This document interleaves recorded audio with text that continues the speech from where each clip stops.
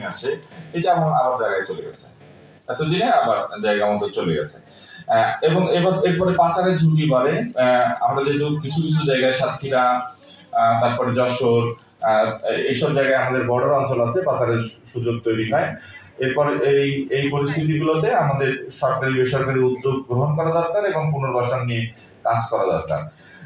এরপরে বলছি যে এই ধরনের পরিস্থিতিতে প্রয়োজনীয় সুরক্ষা কি হতে পারে?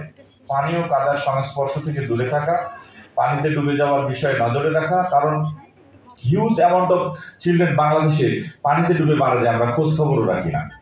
আমরা যদি পত্রিকা রেগুলার করি এবং প্রতিদিন কাউন্ট করি তাহলে দেখা যাবে একটা সময় আসলে বছর শেষে অনেক সংখ্যায় শিশু পানিতে ডুবে মারা যায়। বিদ্যুতায়িত হওয়ার সংখ্যাটাও একেবারে কম না। আমরা এরকম শোনা যায় যে ঝড়ের পরের দিন বাপ ও সন্তান একসাথে গেল এবং তারা পড়ে গেল, বিদ্যুতের তার ধরে তারা স্পর্শ হয়ে মারা গেল। এরপরে আশ্রয় কেন্দ্রে থাকা গেলে কষ্ট হলেও শিশুদের প্রতি নজর রাখতে হবে, এটা আলাদাভাবে, এটা বারবার বলছি। শিশুর জন্য পানি বিশুদ্ধ করে ব্যবহার করা, বিশুদ্ধ পানি ব্যবহার করা খুবই জরুরি।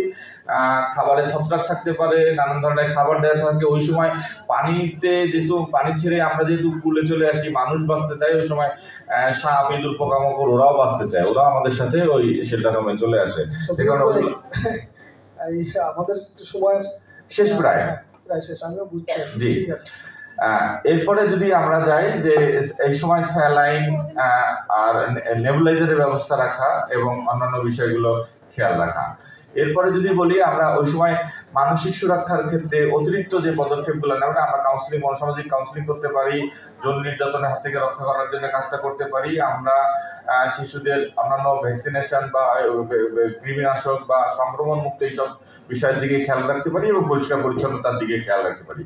এরপরে যদি বলি আরো যদি আইন কাঠামো আমরা কিছু সচেতনতা বৃদ্ধি করতে পারি, আমরা দুর্যোগ পরিকল্পনা, শিশুদের সুরক্ষা অংশগ্রহণের অন্তর্ভুক্ত করার এই কাজটা করতে পারি। আর অভিযোজন এবং প্রশমন নীতিতে শিশুদের অধিকারকে অগ্রাধিকার দেওয়া, জলবায়ু পরিবর্তনজনিত কারণে ক্ষতিগ্রস্ত শিশুদের জন্য বিশেষ সুরক্ষা